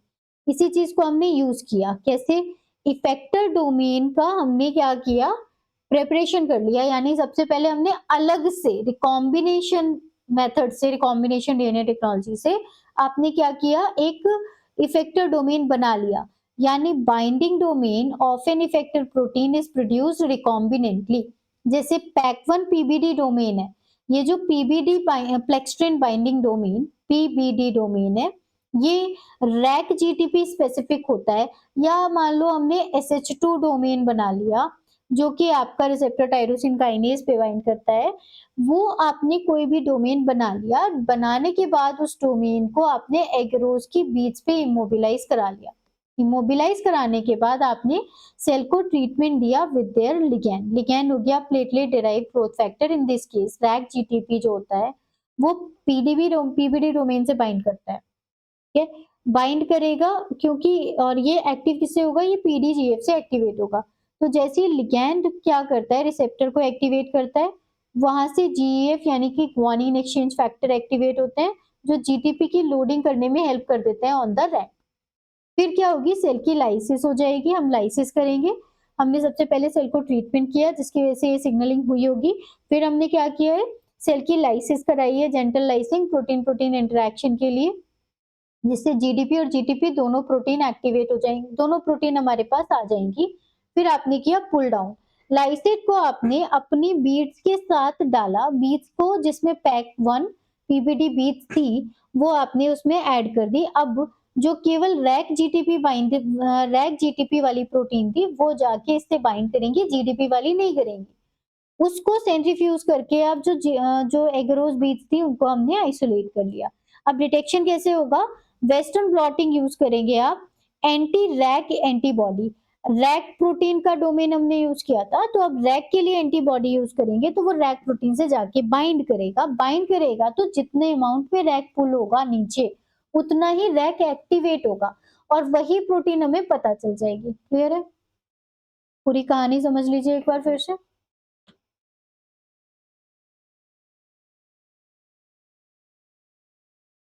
देखिएगा, एक पीडीजीएफ ट्रीटमेंट हुआ है 1 मिनट के लिए, जिससे जीटीपी बाउंड रैक प्रोटीन बढ़ गई। टोटल रैक का जो इनपुट है वो चेंज नहीं हुआ है, और एक्टिन को आपने लोडिंग कंट्रोल की तरह यूज किया है। हम इसकी बात कर रहे हैं। 1 मिनट, ये 0 मिनट है, और ये 1 मिनट पे पीडीजीएफ का क्या हुआ। फर्स्ट कंडीशन में रैक जीटीपी का यूज किया गया है एंटी रैक एंटीबॉडी से, यहाँ पे कम है और यहाँ पे इसका अमाउंट ज्यादा है। और जब हमने बीटा एक्टिन को यूज किया है, it is used as a control, ताकि हम ये दिखा सके कि भाई ऐसा नहीं था, हमने केवल इतना ही अमाउंट में प्रोटीन डाली थी, टोटल प्रोटीन बहुत है। ठीक है, मेन क्या रिजल्ट निकलता है कि जो आपका पीडीजीएफ है उसने रैक को एक्टिवेट किया है by promoting GDP to GTP exchange, not by increasing the Rac expression. Rac का एक्सप्रेशन चेंज होता तो यहाँ पे बीटा एक्टिन का भी चेंज हो जाता। ठीक है, अब बात करते हैं प्रिंसिपल। देखिए दो लाइसेट है, लाइसेट 1 एंड लाइसेट 2। लाइसेट 1 में लो जीटीपी बाउंड कंटेंट है और लाइसेट 2 में हाई जीटीपी बाउंड कंटेंट है।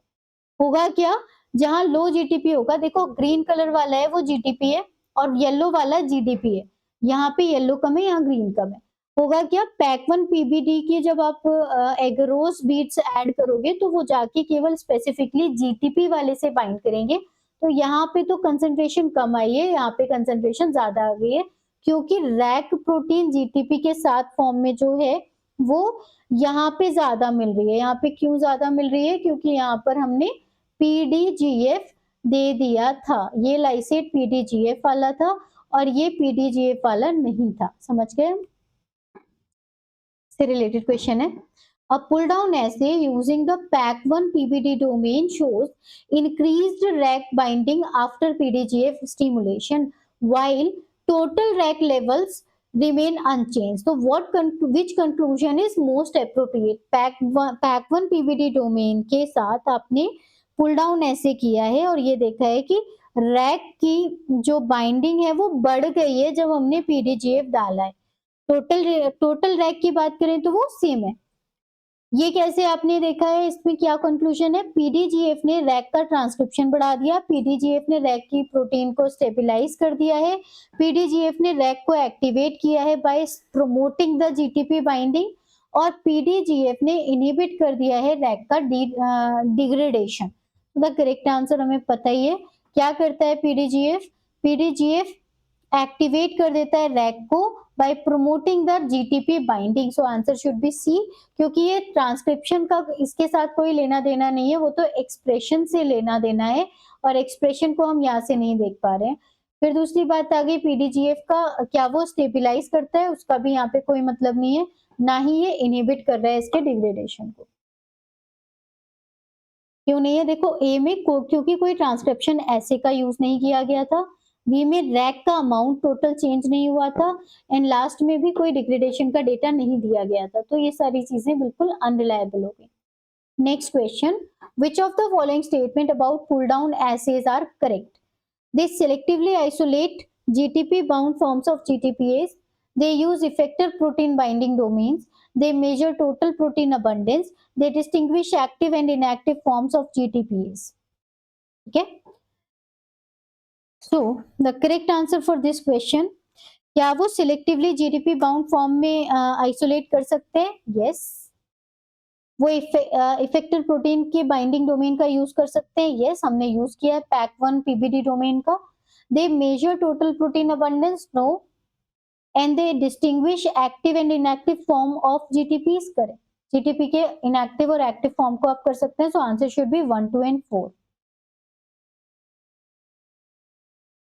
नेक्स्ट क्लास में हम लोग पढ़ने वाले हैं जी प्रोटीन कपल्ड रिसेप्टर, उसके स्ट्रक्चर और मैकेनिज्म को, यानी कि हम लोग जीपीसीआर पर पहुंच गए हैं बच्चों। अगर आपको कोई भी कंटेंट, कोई भी चीज समझने में दिक्कत आए तो प्लीज पुरानी वाली क्लास एक बार फिर से देख लेना, आपको इजीली समझ में आ जाएगा। अगर क्लासेस बोरिंग हो रही हैं तो भी प्लीज बताइएगा, आपके जो भी फीडबैक्स हैं these are very important for me. Thank you.